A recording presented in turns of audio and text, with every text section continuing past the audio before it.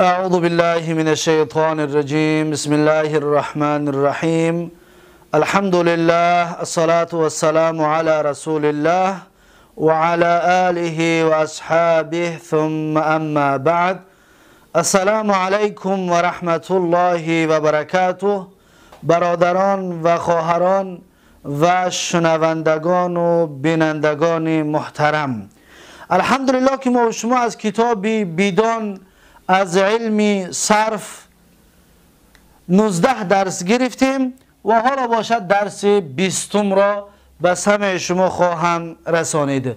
کتاب بیدان درس 20. موضوع درس 20 ما و شما معلوم فعلی نهی است. معلوم فعلی نهی. پس ما و شما در گذشته گفتیم که عرب از هر مصدر 12 چیز اشتقاق میکند. از این 12 تا ما و شما فعل ماضی را گرفتیم یکم، فعل مضارع را گرفتیم 2 تا، اسم فاعل را گرفتیم 3 تا، اسم مفعول را گرفتیم 4 تا، فعل جهد را گرفتیم 5 تا، فعل نفی را گرفتیم 6 تا، فعل امر را گرفتیم 7 تا و فعل نهی 8 است.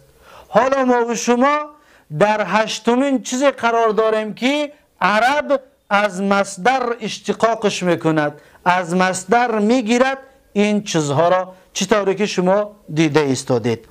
پس این فعل نهی همچنین 14 صیغه دارد. فعل نهی چند صیغه دارد؟ 14 تا. و مثل فعل ماضی، مضارع، فعل جهد، نفی 14 تا داشت، فعل نهی هم 14 صیغه دارد. پس در اینجا بنده اینها رو نوشته کردم. ببینید همون فعل مضارع است، همون فعل مضارع، فقط در اولش یک لا موندیم. این لا را نامش لای ناهیه است. ما 2 نمود لا داریم. لای ناهیه عمل میکند به مثل لم، آخرش ساکن میکند، نونها را حذف میکند. این لا را نامش لای ناهیه است. و یک لای دیگه داشتیم لای نافیه، اون میدرمد هیچ کار نمیکرد. مثلا میگفتیم که لا یضربو، لا یضربانی، لا یضربون. ببینید یکون تغییر نداد. اما این نه، این تغییر میتید. لا یضرب، لا یضربا، لا یضربو، نون از بین برد. دیدید این لا را لای چی میگن؟ لای ناهیه. پس میتونیم که در اینجا نوعهای لا را بنویسیم برای حفظ کردن. 2 نمود لا داریم. یکمش لا نامش چیه؟ الناهیه. ناهیه. ببینید لای چی است؟ لای ناهیه. دویم لا، لای چی است؟ لای دویم لا، لای النافیه. ببینید این لا لای نافیه است. اکنون ما از کجا فرق میکنیم؟ در اگون جوش نویستگی نیست لا ناهیه و نافیه گفتگی. از کجا فرقش میکنیم؟ از جمله، از روش کلام نگاه میکنیم که سخن را نفی کرده است یا که نهی. نفی مثلا میگه که لا یضربو، نمیزند. یا مثلا میگه که لا تضربو، یعنی نمیزنی تو. ببینید لا تضربو، نمیزنی تو. این لای چیه؟ لای نافیه. لای ناهیه ربونه میشه و لا تضرب، نزن تو. ببین نمیزنی، نزن تو. این لا نزن نهی است، باز میدارد نکن این کار را. مثلا میگه که لا تلعب، بازی نکن. لا تاکل، نخور. لا تذهب، نرو. اگر بگیم که لا تاکلو یعنی که نمیخوری تو، لا تذهبو نمیروی تو. فرقیت را دیدید بین لای ناهیه و لای نافیه در ترجمه، همچنین در عمل. این یگان عمل ندارد لای نافیه. لای ناهیه درس امروزه ما و شما عمل دارد. ببینید ساکن کرد، ببینید نونها نیست، امثله 500 نونها نیست، به خاطر اینکه این از بین برد به مثل لم، چطوری که لم هم این کارها را میکرد. و دیگر زیاد توضیح نمیتیم و همین کفایه میکنه. میبینیم که صاحب کتاب چی میگوید. میگوید که در صفحه 48 معلوم فعل نهی. هر کسی که این کتاب را دارد صفحه 48. صاحب کتاب میگوید که صاحب کتاب بیدان میگوید که معلوم فعل نهی را نیز 14 مثال است. چطوره که ما و شما دیدیم 14 مثال. ببینید همگی چند تا است؟ 14. چطوره جمع نوشتیم که معلوم فعل نهی 14 مثال دارد.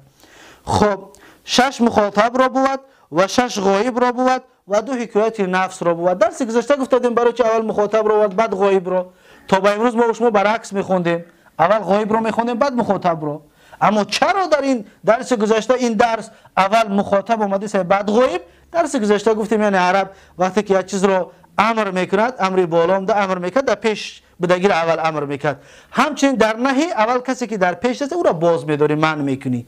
برای مخاطب میگه اول مخاطب رو میاریم. اما این یگان رول کلان بازی نمیکند، میشود که برعکسش هم بگوی. اما چه خیلی که صاحب کتاب نوشته است گفته است ما همون کار را انجام دادیم. خب میگه که 6 مخاطب را بود و 6 غایب را بود و 2 حکایت نفس را بود. یعنی 2 تا دیگرش برای که برای متکلم. اکنون میگه آن 6 که مخاطب را بود 3 مذکر را بود و 3 مؤنث را بود. 6 تا مخاطب، 3 تاش برای مذکر، 3 تاش برای مؤنث. آن 3 که مذکر را بود 3 تا بالا که برای مذکر هست این چی است؟ میگوید که لا تضرب. ببینید لا تضرب ترجمهش مزن تو مرد صیغه واحد مذکر مخاطب معلوم فعل نهی.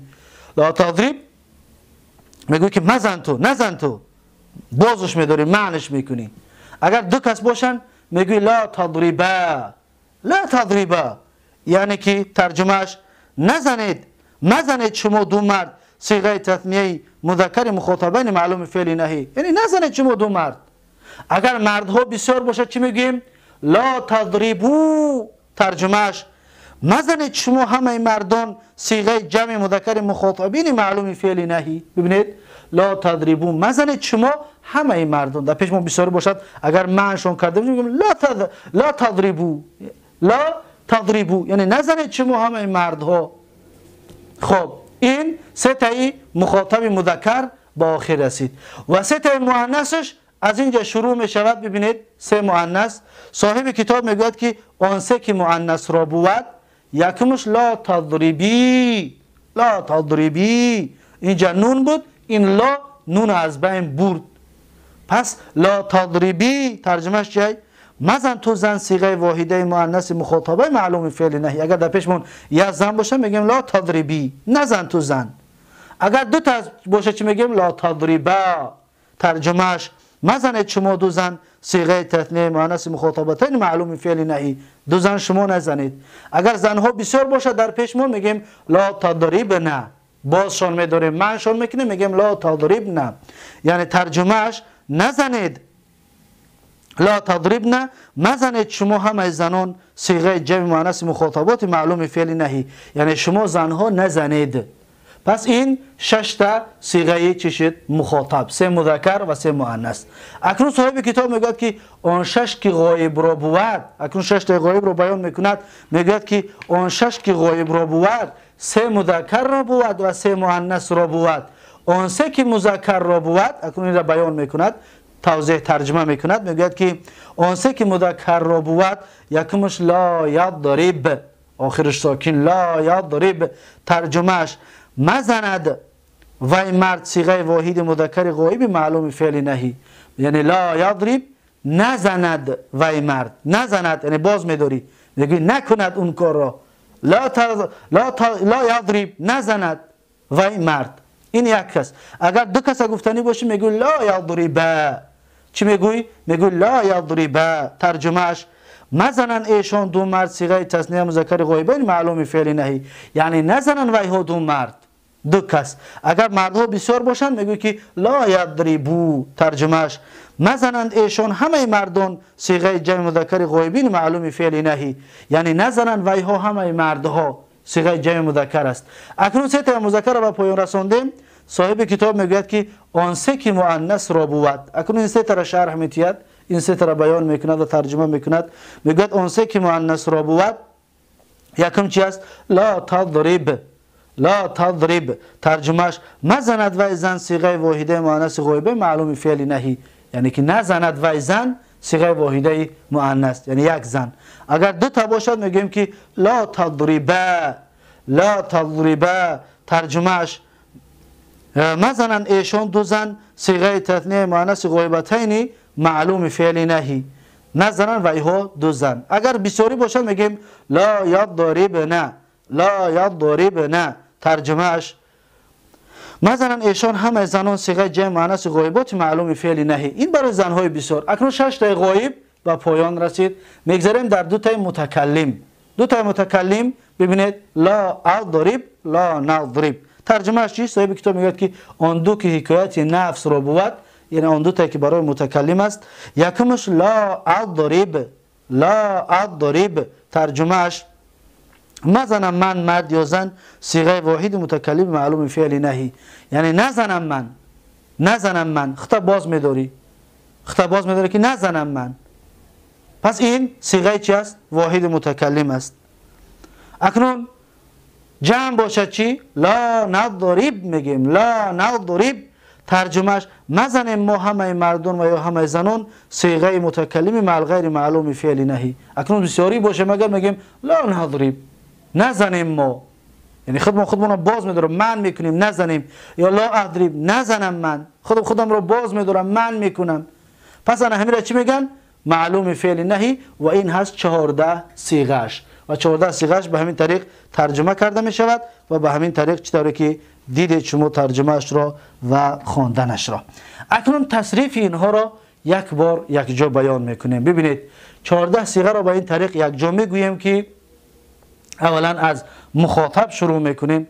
میگیم که لا تضرب لا تضربا لا تضربو، لا تضربی لا تضربا لا تضربن، لا یضرب لا یضربا لا یضربو، لا تضرب لا تضربا لا یضربن، لا اضرب لا نضرب. این 14 صيغه معلوم فعل نهی شد. اکنون ما اگر در جای این قتل یقتلو رو بیاریم بگیم که نکشد وی مرد یا نکش تو مرد، از مخاطب شروع میکنیم. نکش تو مرد میگیم که لا تقتل لا تقتلا لا تقتلو، لا تقتلی لا تقتلا لا تقتلن، لا يقتل لا يقتلا لا يقتلو، لا يقتل لا تقتل لا تقتلا لا يقتلن، لا اقتل لا نقتل. 14 صيغه‌اش. مثلا دحرج یا دحرجو را بیاریم میگیم که لا تدحرج، لا تدحرج لا تدحرجا لا تدحرجو، لا تدحرجی لا تدحرجا لا تدحرجن، لا يدحرج لا يدحرجا لا يدحرجو، لا تدحرج لا تدحرجا لا يدحرجن، لا ادحرج لا ندحرج. انا همین طور 14 صيغه‌اش که لا تدحرج یعنی جر نکن تو مرد، تو آخرش ترجمه میکنیم. مثلا استخرج یا استخرجو را بگیریم، اگر میگیم که لا تستخرج یعنی طلب برآمدن نکن، تو لا تستخرج یعنی طلب برآمدن نکن، بازش میداریم معنیش میکنیم. پس 14 صيغه‌اش به این طریق میشود که لا تستخرج لا تستخرجا لا تستخرجو، لا تستخرجی لا تستخرجا لا تستخرجن، لا يستخرج لا يستخرجا لا يستخرجو، لا تستخرج لا تستخرجا لا يستخرجن، لا استخرج لا نستخرج. پس به همین طریق هر باب را 22 باب صرفی را شما میتونید بیارید و به همین طریق صرفش بکنید. و این هست درس 20 ما و شما از کتاب بدون. و در اینجا درس 20 را به پایان میرسانم و تا درس 21 که مجهول فعل نهی می شود، درس آینده درس 21 انشاءالله باز همین ها را مجهول میکنیم و ترجمه میکنیم و بیان میکنیم. به همین انشاءالله درس امروزه را درس 20 را به پایان میرسانم و امیدوار هستم که از این درس ها فایده به دست آورده باشید.